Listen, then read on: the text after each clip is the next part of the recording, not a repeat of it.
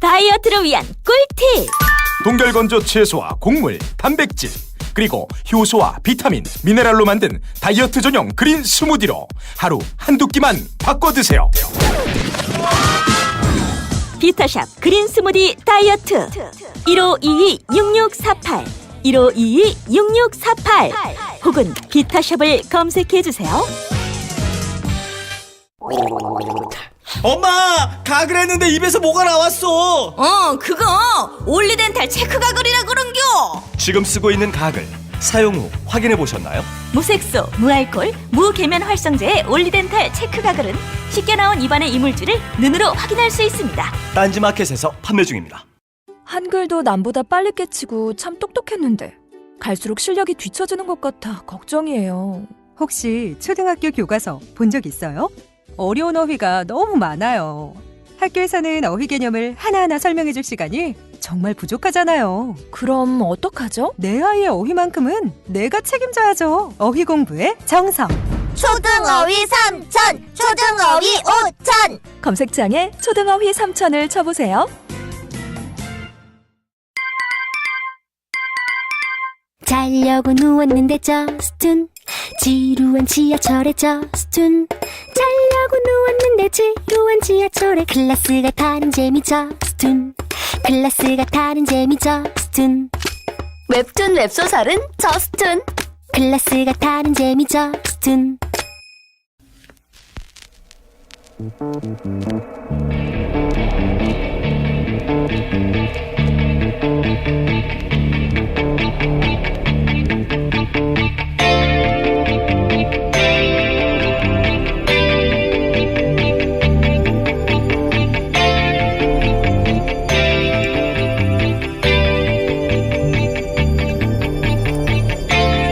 안녕하세요, 김어준입니다.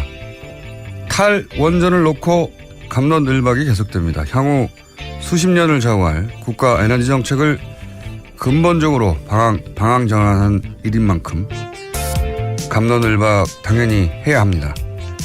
이 과정에서 각 진영은 자기 주장을 강화하기 위해 낙관적 예측을 내놓거나 또는 불리한 수치를 제시하거나 하는 일들이 벌어집니다. 어떤 분야에서든 미래를 놓고 논쟁할 때 그리고 그 일에 거대한 이권이 연결되어 있을 때 어차피 누구도 가보지 않은 길이라 이 정도의 과정은 의례 있죠. 그럼에도 그 정도가 어처구니 없는 경우도 분명히 있습니다. 며칠 전 한 언론은 이런 보도를 했습니다. 원전, 백지화, 후폭풍, 연 600만 명 일자리는 어쩌나. 원전 신규 건설을 백지화하면 원전 건설에 하루 3천여 명이 동원되고 주변 부지 공사까지 하면 연간 300만 명, 통상 한 번에 2기를 건설하니까 1년에 600만 명, 6년 3,600만 명의 일자리가 고스란히 사라진다는 겁니다. 이런 계산법은 처음 봅니다. 직원이 10명인 회사에서 30일 근무하면 일자리가 300개고 360일 근무하면 일자리가 3,600개가 됩니까? 이렇게 계산하면 문재인 정부 일자리 80만 개 공약은 공무원 2,000명 고용하면 달성이 되는 거고 이번에 10,000명 지원하기로 했으니까 공약은 5배 이미 초과 달성된 겁니다. 원전을 더 짓자 좋습니다. 그 주장도 꼼꼼하게 따져봐야죠. 그런데 사기는 치지 맙시다. 김어준 생각이었습니다.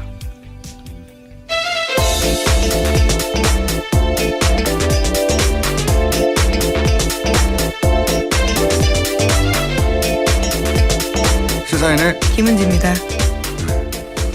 이 원전 더 짓자는 기사에 보면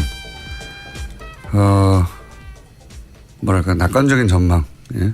좀 수치를 유리하게 해석하는 걸 넘어서는 기사들이 있어요. 보면. 예.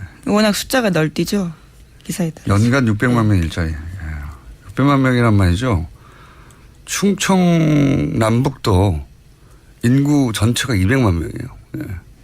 충청 남북도 1세부터 하여튼 전체 인구를 3번 정도 완전 고용하는 숫자입니다. 600만 명이면. 이런 수치가 어디서 나왔는지. 그러니까 이렇게 계산한 거예요. 예. 하루 일당을 받고 일하든 뭐 어쨌든 3,000명이 동원되면 다 일자리고 지금 그러니까 직원 10명인 회사가 한 달 근무하는 일자리가 300개라고 말하는 계산법이 있지 않습니까? 직원은 계속 10명인데 365일 1년 근무하고 나면 그 회사의 일자리는 3,650개 이런 계산법이 있습니다. 일단 이런 식으로 계산해서 큰일 났다 이러는 거죠. 이게 많아요. 네, 지금 뭐 공론조사가 들어가 있으니까요. 결과를 좀 봐야 될 것 같습니다. 수기하는 내용들을요. 자, 그리고 또 이런 과정도 많죠. 원전을 당장 멈춰서 전기가 당장 부족해질 것이다. 아니면 논쟁은 좋은데 협박이거든요, 협박. 예. 자, 그 이야기는 저희가 또 다른 시간에 다루기로 하고 오늘 첫 번째 뉴스는 뭡니까? 네, 이번 주 이재용 삼성전자 부회장 재판이 집중적으로 이뤄지고 있습니다.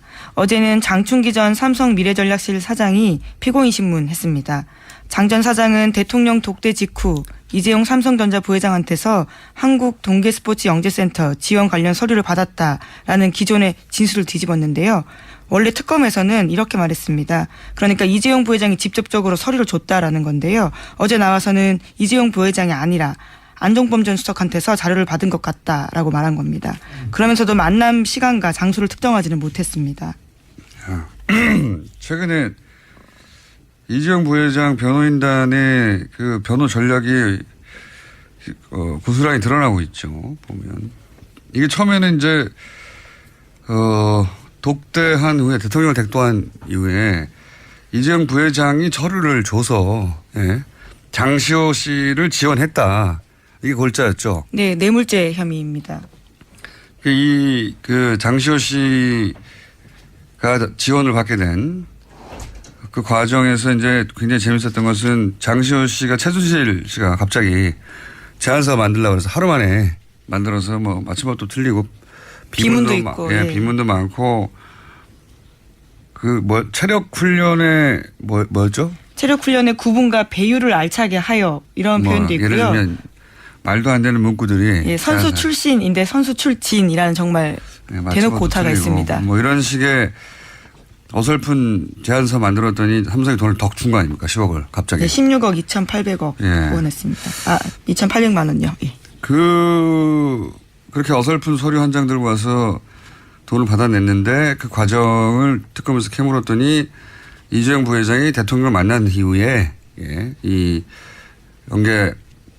동계 스포츠센터 하라고 했기 때문에 돈 준 거다. 이런 취지로 진술을 했다가 여기서 이재용 부회장이 줬다는 게 빠진 거죠. 네, 직접 개입 사실을 부인한 겁니다. 네.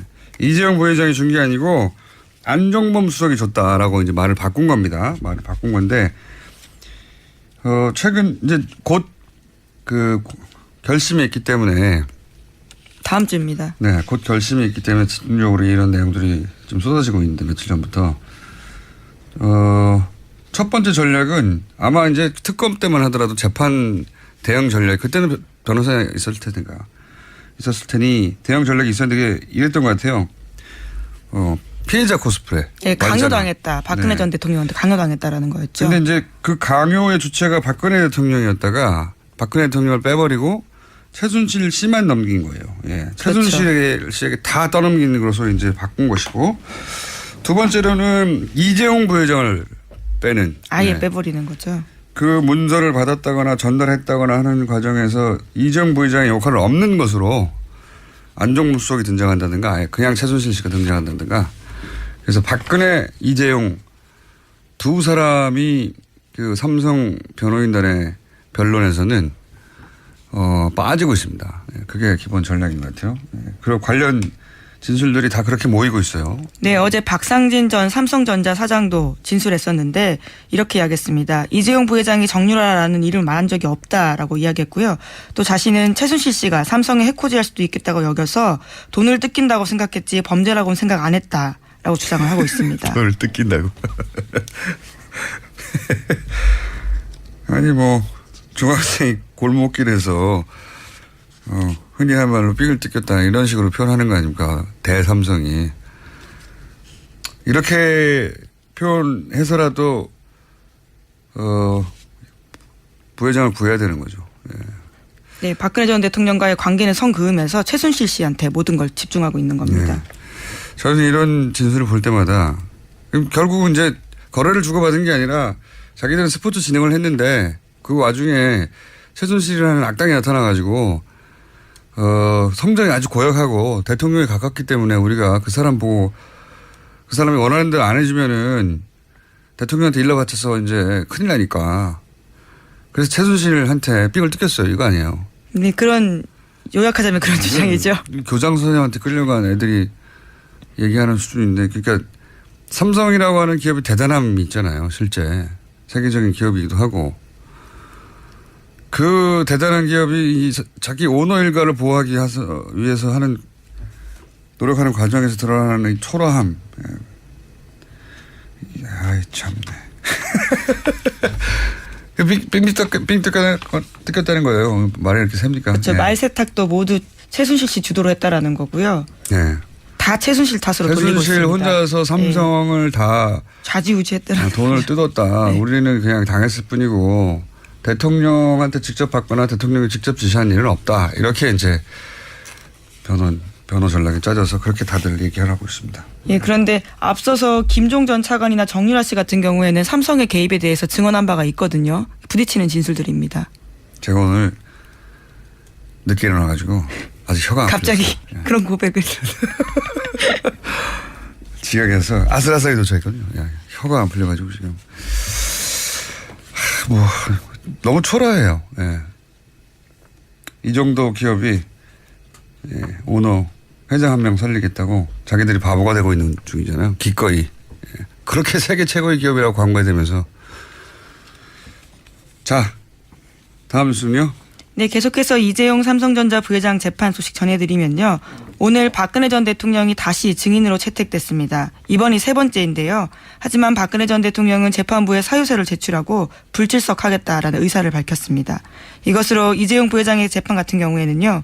박근혜 전 대통령에 대한 증인 신문 없이 심리가 종료될 것으로 예상됩니다. 원래 이제 구치소에 수감된다는 자체가 강제 구인이 언제든 가능하도록 증거인멸이 되지 않도록 도주의 위험이 없도록. 그렇죠. 그게 구속의 이유입니다. 도주의 위험이 없다는 말이 이런 거거든요.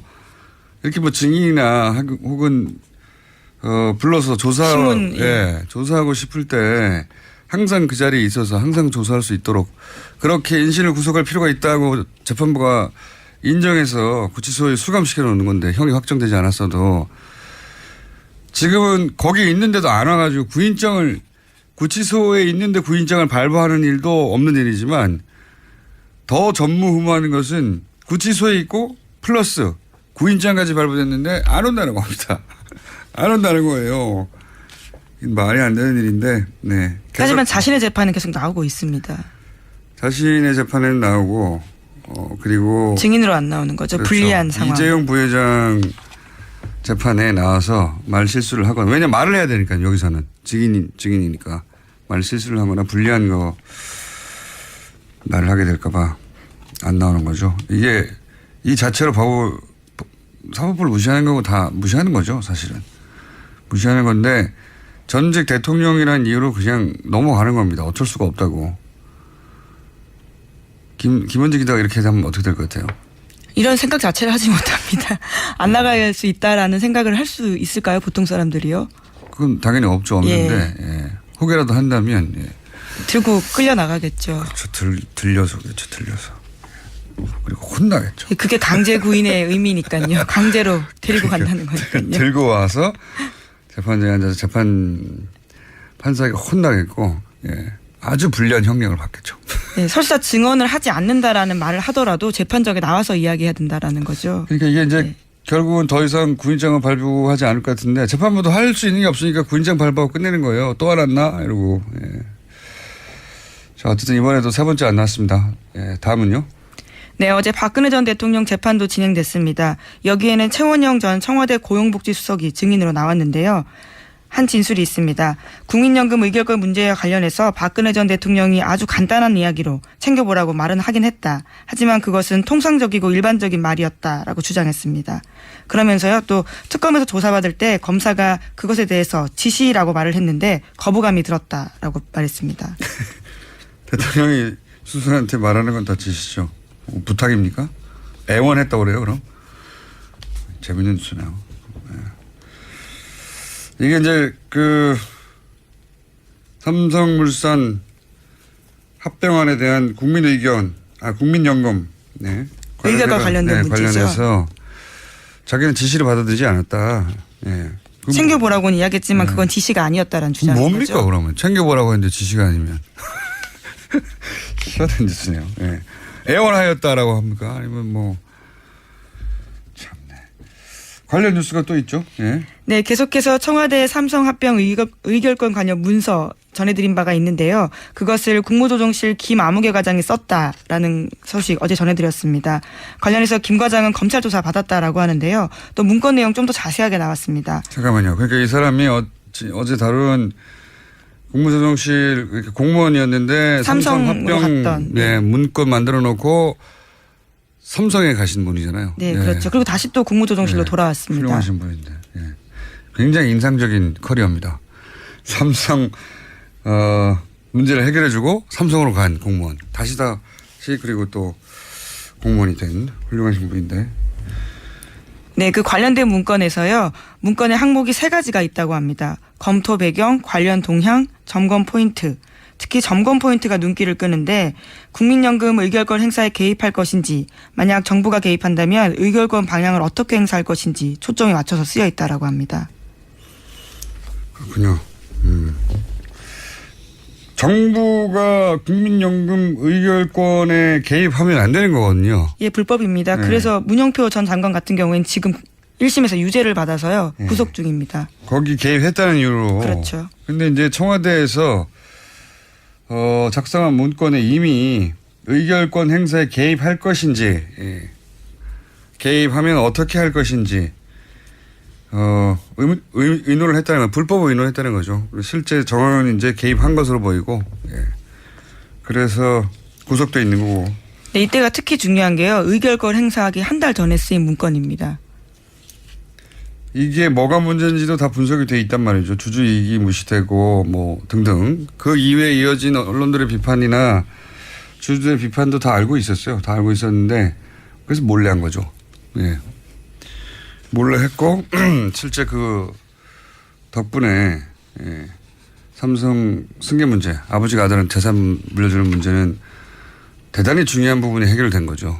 근데 삼성은 이건 자기들하고 상관없이 일어난 일이다. 정책이라고 주장하고 있는 정책이라고. 거죠. 청와대도 박근혜 대통령도 이재용 부회장 쪽도 다 이건 그냥 뭐 국가의 정책이었고 삼성에서 아니 국가가 정책을 이렇게 했는데 뭐 우리가 뭐 이러고 있는 겁니다. 아무 상관이 없다 이거. 주고받은 게 아니다. 주고받은 게 아니다. 뇌물이 아니다라는 거죠. 주고받은 게 아니고 다 저절로 일어난 일이다.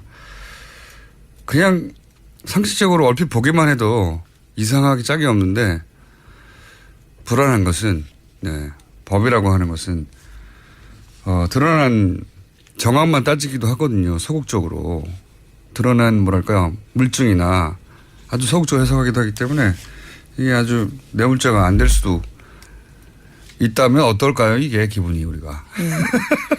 근데 관련된 물증이 벌써 많이 나왔습니다. 청와대 캐비넷 문건도 그렇고요. 안종범 전 수석의 수첩도 그렇고요. 근데 그게 결정적으로 삼성을 봐줘라 이렇게 돼 있지 않으니까 해석을 하면서 이제 결정의 물증이 아니고 증인들은 다들 아니라고 하고 있고 또 삼성이고 전직 대통령이고 하니까 그래서 뇌물죄가 인정되지 않으면 지난 몇 달간의 어떤 촛불 집회나 탄핵도 다 허망한 일인 거예요. 네, 관련해서 뇌물죄가 만약에 무죄가 나온다면 박근혜 전 대통령 재판에도 당장 영향을 미칩니다. 그렇죠. 뇌물죄 혐의가 가장 핵심이기 때문에요. 형량도 대단히 낮아질 테고. 뇌물이 아니었어? 야, 그럴 수 있는 힘이 있어서 걱정이 됩니다. 자, 다음 뉴스는요? 네, 어제 국민의당은 문재인 대통령 아들 준용 씨의 취업 특혜 의혹을 관련해서 다시 끌고 나왔습니다. 제보자건으로 검찰 조사를 받았던 이용주 의원이 해당 의혹이 가시지 않았다라고 주장해서인데요. 이 의원은 또 대선 과정에서 문 씨 관련 의혹을 제기할 만한 충분한 사정이 있었던 걸로 보인다라고 주장하기도 했습니다. 이거 억울하다는 거죠. 내 밑에 사람들 주장했지만 나는 몰랐고 나는 그때도 정당한 문제 제기를 했을 뿐이다. 이런 말을 하는 건데 근데 이제 조작을 한 게 본인이 단장으로 있는 공명선거단에서 해서 한 거고 부단장은 모두 기소했잖아요. 그렇죠. 두 사람 다 기소가 됐습니다. 법적 책임을 벗었지만 정치적 책임도 있지만 더 나아가 단장으로 관리 책임도 있는 거란 말이죠. 예. 원래 사과할 때 그냥 사과만 해야 되는데 그렇지만 그 뒤에 그럼에도 다만 이렇게 붙는 순간 사과 효과도 사라진단 말이죠. 예. 그리고 당시에 철저하게 검증했었다는 주장 여러 차례 했었거든요. 철저하게 검증된 건 아무것도 없는데 본인이 법적 책임을 벗었지만 자기 한 말이 도의적으로도 예, 그리고 사실관계로도 맞지 않은 그게 뭐 조작을 했거나 지시했다 아닌 걸로 검찰 수사결과가 발표됐다 하더라도 이렇게 대응하는 건 본인에게 도움이 안 될 것 같은데 네. 어쨌든 제 궁금증은 풀리지 않은 채 그러니까 누가 신사에 관한 정보들을 주었는가 개인이 알 수 없는 네. 풀리지 않은 채 이 제보 조작 사건은 이렇게 일단락되고 있습니다. 저는 계속 궁금하기 때문에 예, 파악해 볼까 합니다만 한계가 있네요 이젠. 자 다음 뉴스는요. 네, 안철수 전 국민의당 대표가 전당대회 출마 결심을 굳힌 것으로 알려졌다라고 MBN이 보도했습니다. 안철수 전 대표와 가까운 당내 관계자의 말을 인용해서인데요. 안 전 대표의 출마 의지가 굳어졌다면서 이르면 오늘 출사표를 던질 것이다 라고 말했습니다. 그래요? 네, 물론 인용 보도이긴 합니다. 네. 이런 인연 보도는 보통 간을 보는 건데. 예. 현재 만약에 나온다면 뭐 이런 정치권 뉴스는 뭐 틀린 경우가 많긴 하지만 이런 뉴스가 많이 깔렸기 때문에 만약에 나온다면 현재 당 지지율이 4%대란 말이죠. 예. 더 내려갈 데가 없어요. 여기서부터 오르면 이제 지지율은 본인의 공이 되는 측면이 있고 한 가지. 다음 중요한 정치 일정이 지방선거인데 이번에 당대표가 되면 아마 지방선거 공천권 행사할 거란 말이죠. 그러니까 안 되면 못한다는 얘기죠. 자신의 복귀 기반이 해체되는 게 아닌가. 만약에 공천권도 행사 못하고 할 경우 그런 생각을 한 것이 아닐까. 근데 5년은 너무 먼데 말이죠. 대선 지금 3개월 지났는데 다시 전면에 등장하는 게 본인한테 맞나 하는 생각도 드네요. 이 관련해가지고 이거 안 전 대표와 당권 도전한다는 뉴스가 나오니까 뭐 오늘 결론 나겠지만 얼마 전부터 그 노원병이죠. 본인이 지었고 예. 노원병 자리를 던졌었잖아요. 대선 출마하면서. 네, 지금 현재 공석입니다. 네. 재보궐선거 지역이기도 하고. 내년에 재보궐 하는데 그 아무 실익도 없이 던졌단 말이죠. 사실은 대선 출마의 어떤 뭐랄까요 결의 같은 걸 보여주기 위해서 던졌는데 그게 아무런 효과가 없고 실익도 없다고 그때 말들이 많았었는데 지금 사실상 실익이 없는 게 확실하죠. 근데 이제 그 자리는 국민의당이 자신들의 지역구였다. 수도권에 없는 지역구죠. 사실은 몇 개. 다른 후보를 만약에 국민의당에서 내면 3년 후에 총선할 때 안철수 전 대표가 다시 내 자리니까 내놓을 할 수 없거든요. 그래서 부인을 여기 내자고 하는 이야기가 여의도에서 떠돌긴 했었어요. 예. 김미경 교수의 노원병 출마설 여의도에서 떠돌긴 했는데 이 뉴스를 보니까 연결해서 여의도가 워낙 카드라 통신이 많은 곳이긴 한데 둘 다 카드라 하긴 해요. 예. 근데 안철수 대표가 당권을 도전하면 이 가능성도 좀 더 높아지지 않을까. 저는 처음에는 둘 다 카드라야지 뭐 이렇게 급하게 나오겠냐 싶었는데 여기까지 왔네요 뉴스가. 근데 이제 김미경 교수 출마하면은 말들이 많겠죠. 왜냐면은 부인이 출마한 케이스들이 과거에도 있긴 있어요. 근데 대부분 주변에서 억울하게 의원직을 상실했다. 이런 경우에 나가는 거지. 본인이 스스로 자기 대선에 유리하라고 던진 자리에 부인이 나온다는 게 제가 보기엔 여론이 좋지 않을 것 같긴 합니다만. 어쨌든 안철수 전 대표가 갑자기 다시 당권 도전한다니까 생각이 나서 말씀드렸습니다. 시간이 다 됐네요. 네. 네. 그리고 제가 충청 남북도가 200만이라고 했는데 충청 남도가 200만이네요. 네. 죄송합니다. 충청도 여러분. 인구를 제가 줄였어요. 심각하게 줄이셨습니다. 북도가 따로 한 160만 정도 된답니다. 네. 그래도 합치면 350만이니까 600만 일자리는 들어갑니다. 네. 말도 안 되는 기사였죠. 여기까지 하겠습니다. 시사인의 김은지였습니다. 감사합니다. 골반 잡자 바로 잡자 바디로직 허리 통증 바로 잡자 바디로직. 2017년 쿨 썸머 바디로직 라이트 출시. 통기성이 좋아 땀 걱정 없이 한여름에도 쾌적하게. 입은 듯 안 입은 듯 가벼움의 신축성은 그대로. 자세가 좋아지는 골반 교정 타이즈 바디로직. 검색창에 골반 교정 바디로직. 라이트. 아무도 묻지도 따지지도 않고 가입하셨다고요? 보험은 너무 어려워요. 걱정 마십시오. 마이보험 체크가 도와드립니다. 1800-7917 마이보험 체크로 지금 전화주세요. 1800-7917. 이미 가입한 보험이나 신규 보험도 가장 좋은 조건을 체크해서 찾아드립니다. 인터넷 한글 주소 마이보험.com 또는 카카오톡에서 아이디 검색 마이보험을 친구 추가하여 상담하실 수 있습니다. 모닝똥? 제겐 사치였죠. 내가 토끼인지 토끼똥이 나인지. 내가 변을 본 것인지 변을 당한 것인지 나는 바나나이고 싶다. 간혹 구렁이이고도 싶다. 미궁 대장사랑. 빅똥의 추억 미궁 대장사랑이 찾아드립니다. 혈중 콜레스테롤 개선과 배변 활동에 도움을 주는 건강기능식품입니다. 검색창에 미궁 대장사랑. 미궁 장사랑 이름 바꿨어요. 프로바이오틱스 12종 추가. 미궁 대장사랑.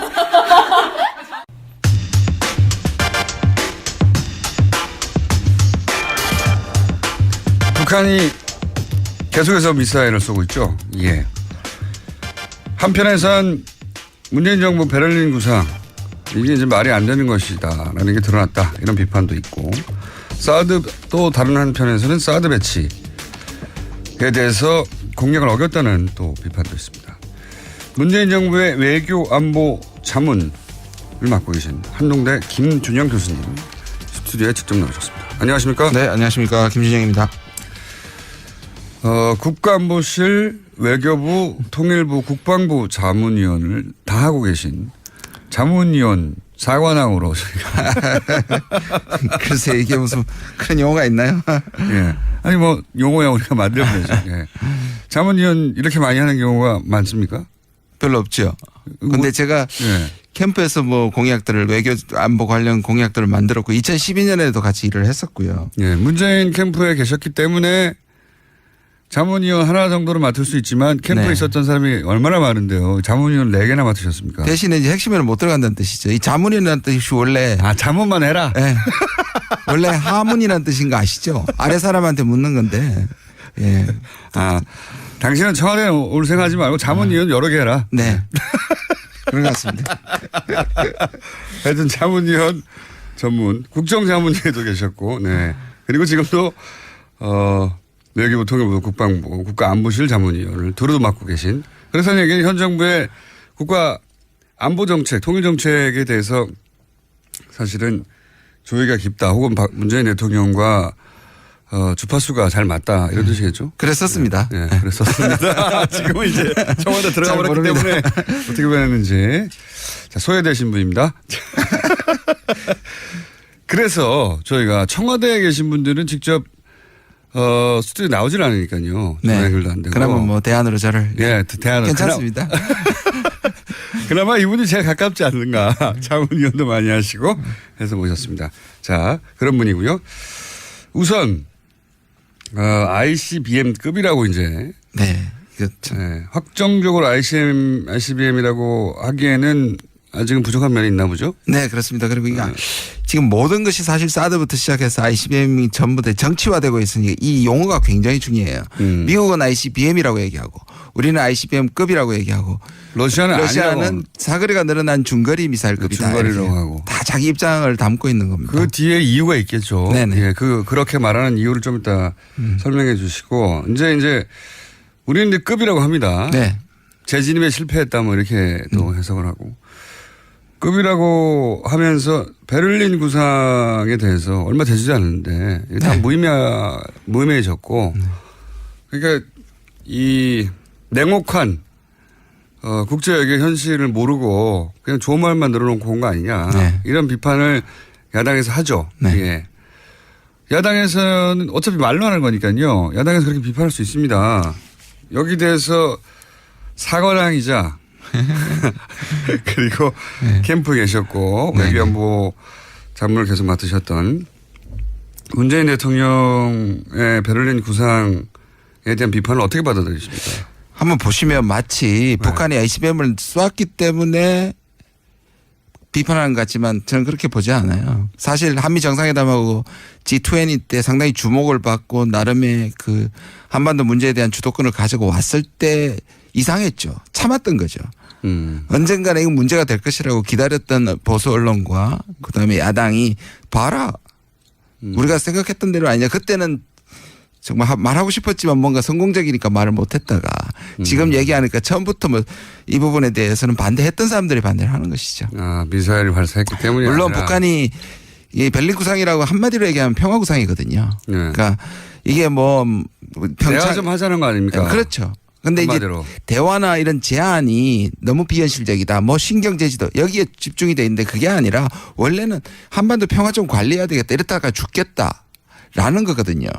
그러니까 물론 북한이 ICBM을 쏘았기 때문에 대화 무드나 평화 무드가 약해진 건 맞지만 기본적으로 그 구상이 달라졌다고 저는 생각하지 않습니다. 네. 베를린 구상이라는 게 한쪽에서는 압박을 하고 한쪽에서는 대화를 하고 이거잖아요. 네네네. 두 개 다 하겠다는 거잖아요. 그렇죠. 네. 그런데 이상하게 문재인 대통령만 얘기하면 대화파라고 한국의 강경파와 미국의 강경파가 밀어붙이는 거죠. 아무리 대화 제재를 병행한다 해도 안 믿어주는 거죠. 이 프레임에 갇혀 있는 거죠. 그렇게 공격해야 네.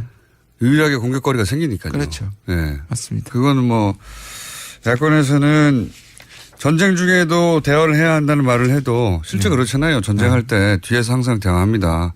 언제 전쟁을 어떻게 끝낼 것인가에 대해서 맞습니다. 네. 항상 대화하는데 우리는 대화가 지난 9년간 끊어져 가지고 이 군사분계선에서 마이크 들고 대화한다면서요, 진짜. 아니, 그렇죠. 확성기 들고. 아니면 이제 신문에 나거나 언론 하는데 북한이 우리 신문을 안 보면 연락할 길이 없습니다. 저도 그 정도일 줄은 몰랐어요. 저는 뭐 이메일이라도 보내고 이 시대에 아니면 한라인이라도 설치하고 아니면 뭐 군끼리는 뭐 소통하고 최소한에 네. 그런 게 있는 줄 알았더니 정말로 없다고 하더라고요. 제가 안보실 관계자랑 이 통일부 장관하고도 물어봤는데 있겠지 설마. 저도 그랬거든요. 예, 뭔가 뒤에서 만나고 있겠지. 아니랍니다. 확실히 아니랍니다. 아니 그래가지고 저기 뭡니까 북에서 뭐 어선이 자꾸 뭐 표류해가지고 남으로 넘어왔다. 그럼 돌려 보내야 되지 않습니까? 월남 의지가 없고 사고로 내려온 거면 돌려 보내야 되는데 돌려 보낼 방법이 없는 거예요. 북한과 소통이 안 되니까. 네, 맞습니다. 예전에는 뭐 전화 한 통화를 하면 됐는데 야 그 사람들 왔어 데려가 이러면 되는데 방법이 없으니까 확성기 들고 얘기한다고. 네, 야 맞습니다. 맨날 며칠 누가 내려왔어. 그러니까 어디로 나와. 그래놓고 가 있는데요. 배 타고. 맞습니다. 네. 그러면 거기서 북한이 그 확성기 소리 듣고 와가지고 데려가고. 참 이게 21세기에 지금 원시적 너무나 원시적인 거죠. 이거는 조선시대에 반도 못하는 거예요. 네네. 봉화라도 했죠 그때는. 타발마라도 있었고 실제 그 정도까지 대화를 단절해서 얻은 건 있느냐라고 되물어야 될 일인 것 같습니다. 그렇죠. 거꾸로 지금까지 생각하면 제재하라 그랬는데 제재 9년 동안 했잖아요. 제재의 결과가 이건데 다시 제재가 또 금방 나오고 있는 겁니다. 더 이상의 제재도 뭐 있나 싶은데. 자, 그러면은 이 ICBM, 우리는 ICBM급이라고 하고 미국은 ICBM이라고 하고 러시아는 중거리라고 하고 그런 이유들이 있을 거 아닙니까? 네네. 왜 그런지 좀 설명해 주시죠. 미국부터. 예, 미국은 이게 ICBM이라고 얘기를 해야지 맥시멈 프레셔이라고 하는 최대 압박을 하겠다는 그리고 지금 미국의 외교 안보를 책임지고 있는 뭐 트럼프 자신은 사실 그걸 받아서 얘기하는 정도지만 사실 매티스나 맥메스터 같은 군부가 사실상 지금 외교 안보를 완전히 총괄하거든요. 틸러스는 힘이 굉장히 많이 약해졌습니다. 예. 그러니까 모르죠. 그리고 기업가 출신이라. 그렇죠. 예. 그리고 이 소위 말하는 군사 강경파들은 반러 반중입니다. 반러 반중. 예. 그다음에 물론 반북이죠. 근데 반북만 있는 게 아니라 이 국면을 반중 반러로 몰고 가는 일종의 아시아에서 영향력을 계속 유지하겠다는 것이 강하기 때문에 이게 요즘은 이제 레드 라인이란 말 잘 안 쓰고 레드 존이라고 얘기해요. 이미 레드 존에 들어와 있다. 그러니까 ICBM이 돼야지 그만큼 중국을 더 압박할 수 있는 것이고 러시아를 더 압박할 수 있기 때문에 있는 사실보다 가장 나쁜 경우를 얘기를 하는 거고요. ICBM. 이게 이제 뭐 재진입의 실패 원래 ICBM이 대기권 바깥으로 나갔다가 네네. 다시 들어오는데 대기권 안으로. 네네. 그래야 땅에 떨어지니까요. 근데 대기권 들어오는 게 어려운 거라면서요. 그렇죠. 이번에는 사실상 실패라기보다는 그걸 확인할 수가 없습니다. 왜냐하면 45도쯤을 쏴야지 대기권 나갔다가 들어올 때 그 열과 그다음 압력 같은 것들이 테스트가 되는데 이걸 고각 발사를 했지 않습니까? 거의 수직으로. 네. 고각 발사를 하면 올리는 데 힘이 굉장히 드는데 내려올 때는 천천히 내려옵니다. 그래서 온도나 압박 압력이 그렇게 높지를 않거든요. 그러니까 그 테스트를 못 하는 거고요. 두 번째 중요한 거는 뭐냐면 우리가 다른 폭탄처럼 땅에 떨어져야지 된다고 땅에 떨어져서 폭발한다고 생각하는데 핵무기는 아닙니다. 바로 상공. 바로 밑에서 터져야지 그것이 가장 큰 피해를 입거든요. 그렇겠죠. 그러니까 그 시점에서 땅이 닿기 전에 폭발해야 된다는 부분 두 가지 테스트가 북한이 남은 마지막 과제입니다. 그걸 하게 되면 그야말로 이제 ICBM이 완전히 완성된 핵탄두를 실을 수 있는 거죠. 그러니까 마지막 관문은 남아 있는데 그런 면에서 러시아는 ICBM이 아니라고 얘기하는 거고요. 그게 확인이 안 됐으면 ICBM 아니라라고 하는 거. 지금 한국은 급이라는 말씀입니다. 그래서 미국이 싫어합니다. 니들 러시아하고 똑같은 건 아니냐. 러시아보다는 우리가 한 발 더 나간 거 아닙니까? 그렇죠. 한 발 더 나갔는데 미국이 보기에는 ICBM이라고 왜 얘기하지 않느냐는 압박이 있다고 들었습니다.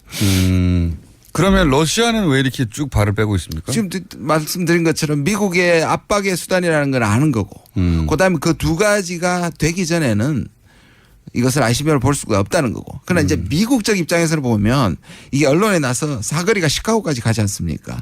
그러니까 기술적으로나 과학적으로나 군사적으로는 ICBM이 아닐 수 있지만 그러나 미국 사람들이 느낌이긴 이게 ICBM이라고 보는 게 또 러시아는 또 이런 것도 있겠군요. 러시아는 이미 국제 제재를 받고 있잖아요. 그렇죠. 네. 동병상련입니다 사실. 북한하고.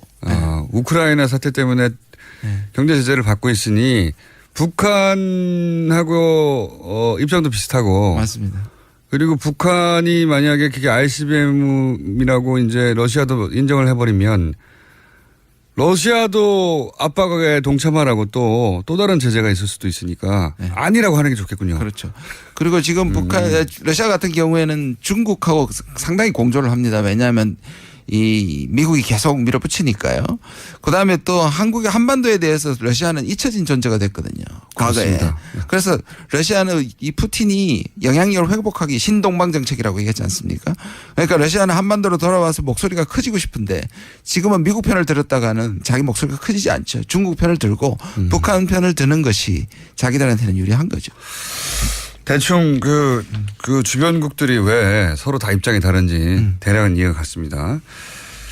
그런데 이제 이 사안을 두고 굉장히 많은 견해들이 갈리는 것 같아요. 이제 문재인 대통령이 사드 잔여 4기 발사대를 추가 배치를 지시를 했지 않습니까? 여기에 대해서 보수 진영은 뭐 이 자체에 대해서는 토를 달 수가 없죠. 근데 보수 진영은 여기서 한 발 더 나가서 환경 영향 평가조차 하지 마라. 아예. 왜냐하면 임시 배치지 이것은 확정적인 배치가 아니다. 환경 영향 평가하고 나서 배치할지 말지를 최종 결정짓겠다라고 여지를 남겨뒀어요. 당연히 애초에 그 공약대로 사드 환경 평가하고 난 다음에 결정한다는.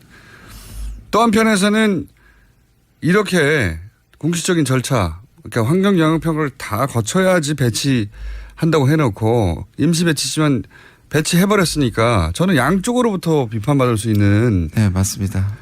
굉장히 뭐랄까 저 개인적으로 잘 이해가 안 가는 수였거든요. 만약 실제 물론 이런 건 있습니다. 이것부터 좀 설명해 주셔야 될 것 같은데 이 발사대를 추가 배치한다는 것의 의미 그러니까 군사적 의미 실제로는 정치적 의미 말고요. 사드 발사대는 지금 현재 깡통이잖아요. 깡통이라고 저는 표현하는데 깡통이라는 말은 지금 사드 발사대를 배치하면 거기 이미 다 미사일이 꽂혀 있고 레이더가 작동하고 누르기만 하면 발사되고 그런 상황으로 이해하는 분도 굉장히 많거든요. 근데 실제로는 아무것도 없잖아요. 뭐 그거는 군사적으로 확인은 안 됐는데요. 그렇게 얘기를 하고 있죠.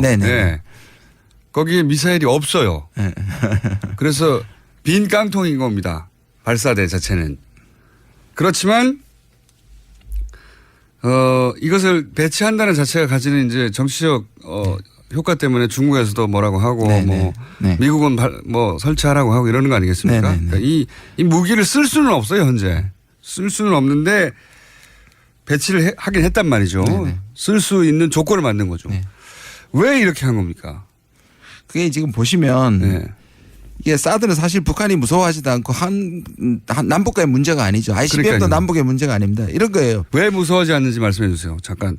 왜냐하면 사드는 지금 북한은 한국을 ICBM은 미국을 쏘는 거니까. 미국으로 쏘는 거고 네. ICBM 정도의 높이나 발사 거리거나 속도면 사드는 따라가지를 못하는 거죠. 종말 단계에서의 성능도 의심스러운데 네. 그것이 미국으로 날아가는 ICBM을 한국이 막을 수 있는 건 전혀 없는 거죠. 말도 안 되는 거고. 말도 안 되는 거고. 사드에 대한 북한은 관심이 없어요. 그렇죠. 예, 전혀 실제로. 관심이 없습니다. 예. 그러면 왜 그러냐? 사드는 중국이 관심이 있는 거잖아요. 그러니까 예. 지금 한번 보시면 중국은 왜 관심인지 또 설명해 주세요. 돌을 던진 거 한번 보시면 한국이 베를린 구상에서 북한한테 공을 던졌죠. 돌이 예. 아니고 공을 던지면 북한은 한국한테 공을 다시 던지지 않고 미국으로. ICBM으로 미국을 던졌습니다. 예. 그러면 미국은 사드를 가지고 중국을 던진 거예요. 그렇죠. 그렇죠. 예. 왜냐? 사드는 중국에 대한 그러니까 사드 자체가 중국도 과장을 하죠. 사드를 하면 전략적 균형이 깨진다. 그러나 사드 한 대로 전략적 균형이 깨질 정도는 아닙니다. 중국도 과장을 하는데 아까 뭐 군사적 의미도 중요하지만 정치적 의미 말씀하지 말라 그랬는데 정치적 의미가 굉장히 중요한 게 뭐냐면 여기서 말씀하지 말라는 게 아니라 군사적 의미 설명하고 나서 설명해 달라는 거 네. 말씀해 주십시오. 오해였습니다. 네. 근데 이거 이제 미중 간의 이 한반도를 놓고 주도권 경쟁인 거죠. 그러니까 이것은 웃기지 마. 미국이 중국한테 우리 사드 배치할 거야. 그러니까 각오해. 이렇게 얘기하는 겁니다. 그럼 이렇게 된 겁니까? 네. 베를린 구상이라는 것으로 일단 대화정하자고 북한에 공을 던졌더니 북한은 야 우리는 지금 미국하고 문제를 풀어야 돼. 그렇죠. 해서 미국에다 ICBM으로 공을 던지니까 미국은 북한을 직접 폭격하거나 할 수는 없고 네네. 그 얘기 계속 나와요. 북한을 직접 타격하면 한반도가 괴멸되고 그럴 경우 뭐 몇십 년이 걸려야 해서 되는데 뭐 감당할 수 없는 피해다. 그래서 그 직접 폭격론은 사라진 거 아닙니까? 네네. 오래전에. 근데 그러니까 중국한테 중국만이 북한을 압박할 수 있다고 중국에 공을 던졌어요. 네. 그랬더니 중국은 공을 안 받고 무슨 소리냐. 우리 제재로 북한 문제 해결될 수 없다라고 했더니 그러면 한국에서 다시 사드로 중국한테 압박을 던진 겁니까? 네네. 예, 보기 많이 왔다 갔다 하네요. 지금 보시면 예. 이 사드 문제는 이번에 배치하는 건 저도 개인적으로 상당히 좀 너무 앞서갔다고 생각을 하고. 그러니까 이 중요한 카드 중에 하나인 것 같은데. 네, 중요한 카드고요. 근데 이게 대통령이 좀 일단 분노를 하신 것 같아요. 나름의 선의를 가지고 북한을 얘기하는데 북한한테 배신당했다고 생각을 하고 또 하나는 뭐냐면 7월 4일 날 발사했을 때 임계치에 들었다고 얘기를 했거든요. 그리고 24일 만에 또 때리니까 임계치 다음에 뭐가 있습니까? 그 나름의 이제 분노를 좀 한 것 같고 제일 중요한 건 미국의 압박입니다. 그분이 분노는 잘 안 하는 분인데. 그러니까요. 분노라기보다는 굉장히 냉정하게 계산한 것 같기도 하고요. 네, 근데 이 정도는 해야 되지 않나. 실제로는 미국의 압박이 굉장히 셌던 거예요. 그러니까 노무현의 재탄생이냐 하는 의심을 계속했고요. 저는 실제로 의심하는 사람도 있었겠지만 그 의심거리를 두고 더 압박한 거죠. 아닌 걸 보여줘라. 의심을 핑계 삼은 거죠. 핑계 삼은 거죠. 네. 그래서 계속해서 사드를 뭔가 이 정체성의 문제에 아주 중요한 관문처럼 생각을 하는 거죠. 한미 정상회담 때 사상 검증하는 거 아닙니까? 맞습니다. 예. 그러니까 옛날에 그 우리 광주 의거 같은 혁명 같은 것들을 사상 검증했듯이 지금 하는 거 하고 있는 김대중 거. 전 대통령 사상 검증했듯이 네, 맞습니다. 미국이 문재인 정부한테 사상 검증이라고 하는 카드를 들고 나와서 네, 너 노무현 투 아니냐. 네, 노무현 때 독자 노선 걸었는데 독자 노선 가려고 속으로 그러지 하고 계속 이렇게 던지는 거잖아요. 그죠? 그러니까 우리가 일단은 대통령께서 시간을 1년 반을 벌었지 않습니까? 환경평가를. 그거 벌었는데도 그리고 한미 정상회담 할 때 약간의 오해를 불식시켰음에도 불구하고 아니 그렇게 할 거면 왜 안 하냐고 끊임없이 압박을 한 거죠. 그러니까 이런 의미입니까? 그러니까 어차피 발사대라는 게 실제 무기는 배치되지 않고 깡통이니까 사실은 이걸 배치해도 아무도 압력을 안 받아요. 중국도 북한도. 그렇지만 정치적 의미는 크고 미국의 불만을 풀어줄 수 있으니 일단 그러면 임시라고 달아서 배치해 놓고 나중에 환경영향 평가 끝나고 난 다음에 우리가 그걸 가지고 딜을 할 수도 있다. 근데 지금 당장은 미국에서 하도 난리가 났으니까 일단 그런 배치를 해두자. 임시라도. 이 정도라고 해석하면 되는 겁니다. 뭐 그렇게 보고 원래 시간을 벌은 다음에 남북 관계가 좋아지고 또 우리가 이제 이 삼축책이라고 얘기를 하는데 우리 나름의 한국형 방어망을 조기에 한 다음에 사드 배치의 이유가 되는 원인을 무효시키고 또는 감소시키겠다는 게 구상이죠. 그런데 이걸 앞을 당기면서 상당히 그런 기조가 약해진 건 사실입니다. 그러니까요. 이게 중요한 카드였던 것 같은데 이 카드를 이때 써야 할 만큼 뭐가 급박한 상황이 있었나? 뭐 이렇게 생각이 되는 건데. 그건 결국 미국이죠. 그러니까 이게 압박은 실제로 들어온 부분 떠나서 지금 미중 관계가 안 좋거든요. 그리고 트럼프가 국내적으로 밀리고 있고 사실 따지고 보면 러시아도 마찬가지입니다. 대통령이 되기 전에는 친러였고 반중은 일부 인사가 반중이었지만 아들과 딸 아니죠. 사위와 딸은 사실 친중이거든요. 트럼프요. 예. 그렇죠. 그래서 사실 친중과 친러의 분위기가 좀 있었는데 아까 말씀드린 것처럼 지금 군사 안보를 맡고 있는 이 군부들은 반중 반러입니다. 그래서 그렇죠. 이 부분에 원래 대해서 전통적으로 그렇습니다. 그래서 이거를 국면을 끌고 가고 있는 것이 사실상 이 군부고요.